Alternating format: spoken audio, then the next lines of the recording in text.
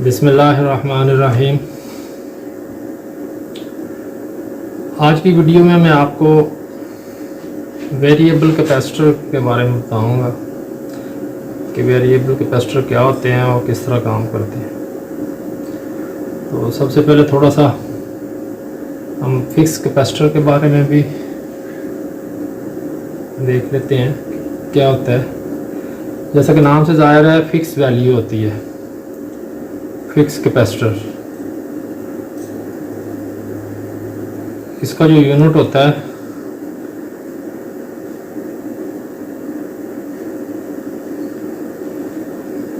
Farad होता है, F से इसको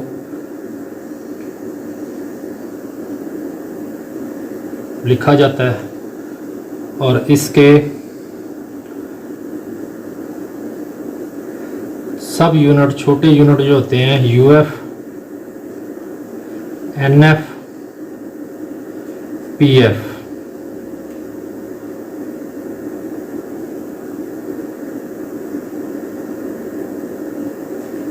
इसका सिंबल क्या होता है?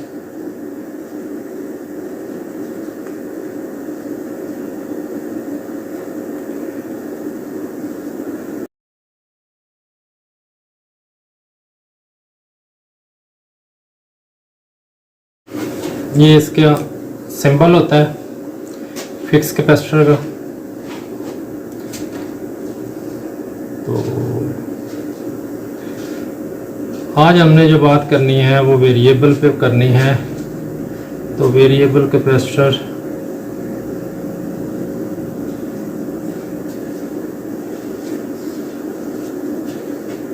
ये वेरिएबल कैपेसिटर का सिंबल है। इसको इस तरह भी डिनोट करते हैं,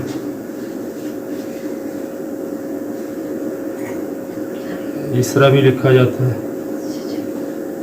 तो अब फिक्स कैपेसिटर जो होता है वो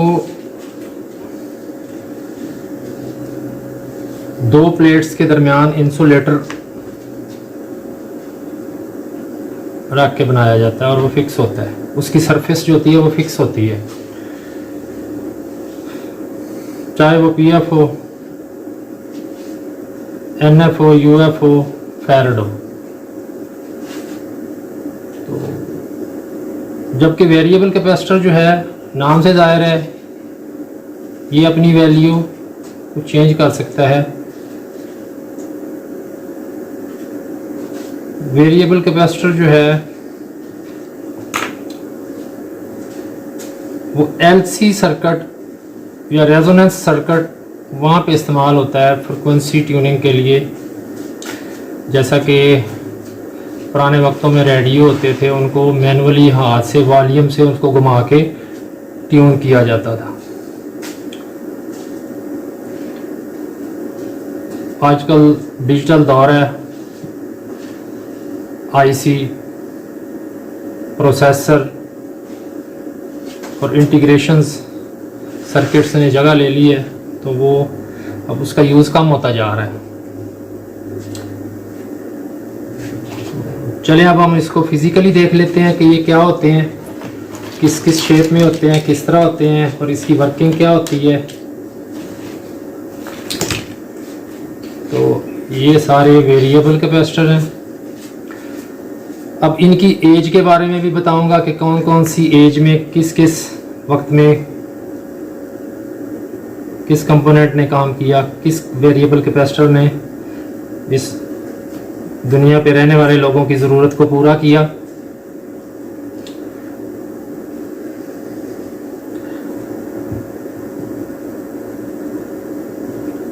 सबसे पहली जो वेरिएबल कैपेसिटर मैं आपको दिखाने लगा हूं, ये तकरीबन 40 से 45-50 साल पुराना है। ये अक्सर लोगों ने नहीं देखा होगा।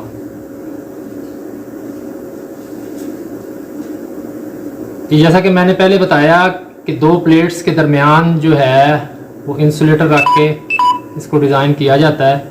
तो ये वाला जो कैपेसिटर है, ये इसके दरमियान पेपर नहीं है बल्कि एयर है। एयर गैप को मेंटेन करके ये कैपेसिटर बनाया गया है और ये इससे ट्यूनिंग का काम लिया गया है। आप देख रहे हैं कि ये प्लेट्स हैं एल्युमिनियम की, और जब ये स्क्रू के ऊपर इसके ऊपर टाइट करते हैं तो ये इनके दरमियान एयर होती है और ये अंदर जाके अपनी वैल्यूज़ को चेंज करता है। जैसे जैसे मैं इसको टाइट कर रहा हूँ ये अपनी मैक्सिमम वैल्यू की तरफ जा रहा है, क्योंकि दो प्लेट्स के दरमियान जो एरिया वो बढ़ रहा है। जब मैं इसको अनट्विस्ट करूँगा, खोलूँगा, तो ये इनके दरमियान एरिया जो है वो फेसिंग एरिया वो कम हो रहा है, तो इनकी पीएफ वैल्यू कम हो रही है। इनकी वैल्यू जो है वो पीएफ में होती है। ये इस तरह ये वर्क करता था और पुराने ज़माने के रेडियो में ये ट्यूनिंग सर्किट्स में इस्तेमाल होता था। ये दो इसके एक ये पॉइंट हैं जहाँ से हम इसको इसकी वैल्यूज़ को काउंट करते हैं। इस तरह हम इसको ऊपर नीचे घुमा के इसको ट्यून कर लेते थे। तो एक तो ये था, उसके बाद फिर ये उससे बड़ा एक कैपेसिटर आ गया। अब ये क्या करता है, ये इसकी ट्यूनिंग शाफ्ट है, इसके ऊपर कुछ प्लेट्स लगी हुई हैं, कुछ फिक्स प्लेट हैं। मैं इसको खोल के आपको दिखा देता हूँ कि इसके अंदर इसकी फंक्शन कैसे करता है।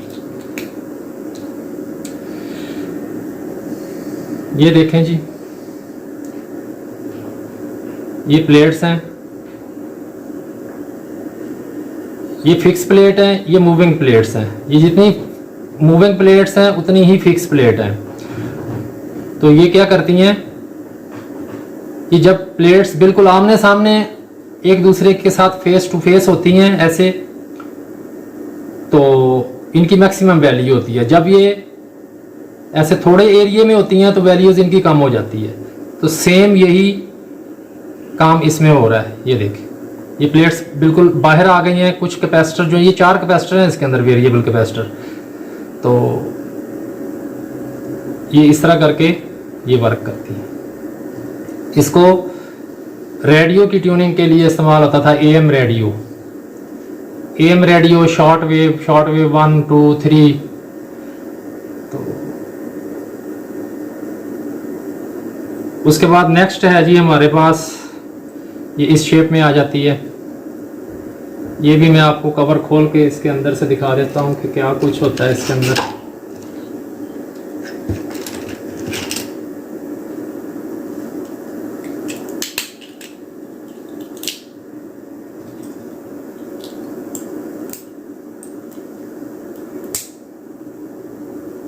अब इसके अंदर क्या है,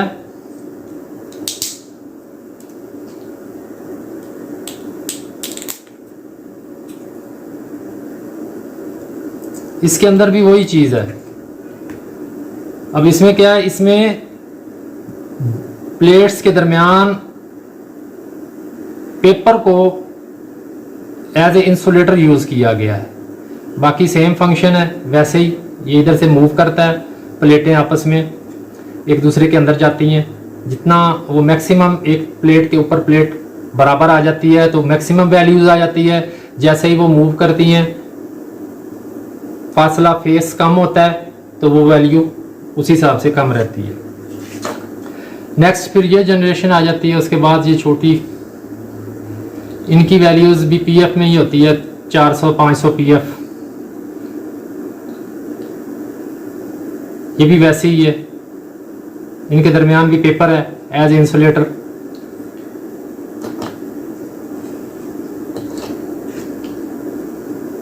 ये फिर उससे छोटे कुछ 15-20 साल पहले की टेक्नोलॉजी है, उसमें यूज़ होते हैं। ये मिनिमाइज हो रहा है साथ। जिस तरह टेक्नोलॉजी में एडवांसमेंट आ रही है, कंपोनेंट्स जो हैं वो छोटे हो रहे हैं।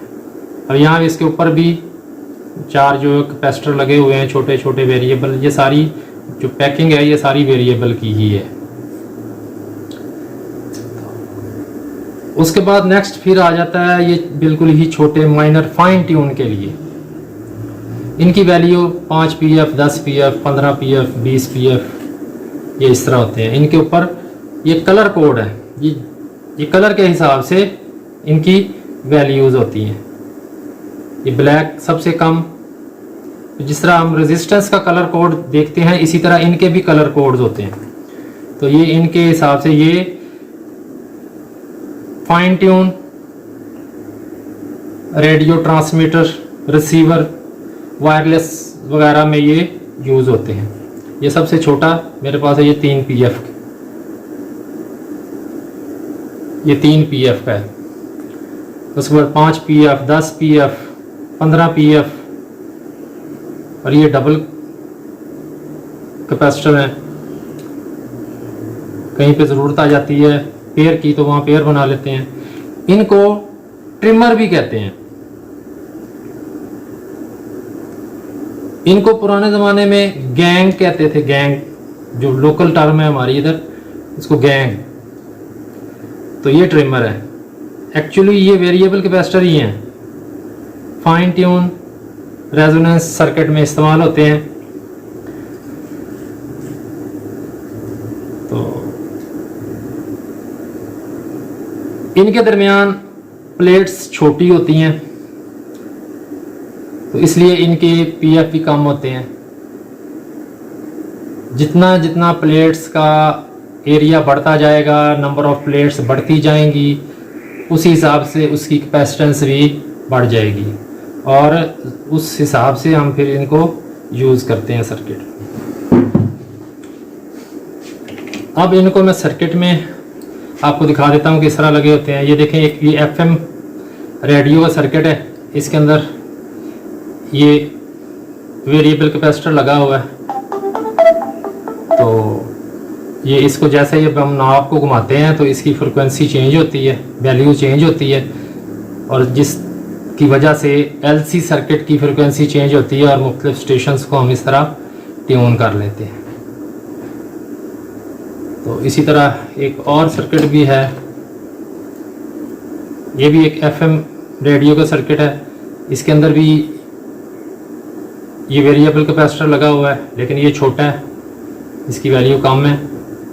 तो ये भी ट्यूनिंग पर्पस के लिए इस्तेमाल हो रहा है। ये थी आज की वीडियो। Thanks for watching. अल्लाह हाफिज़।